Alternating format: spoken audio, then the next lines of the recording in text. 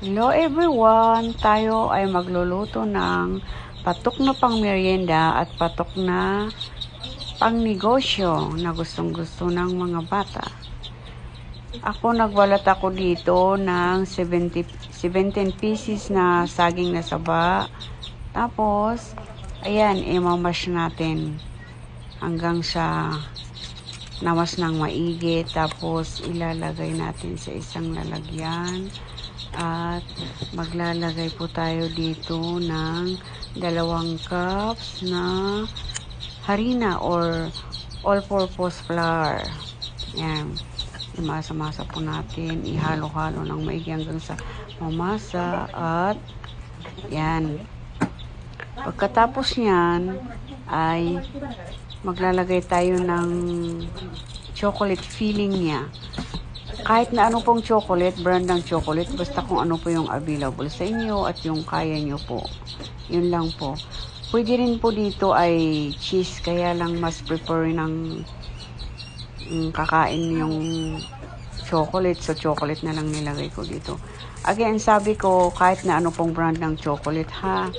Yung kahit na kung ano po yung meron sa inyo, yung available, ganun.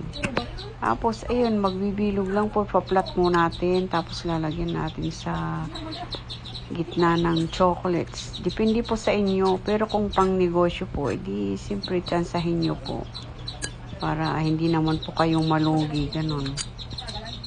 Ayan, lalagyan po na sa gitna, tapos, ito po, pang merienda po kasi ng anak ko, kaya medyo malalaki yung nilagay ko. Pang merienda ng mga bata. Pati matanda na rin. Ito ay itry nyo guys. Masarap to guys.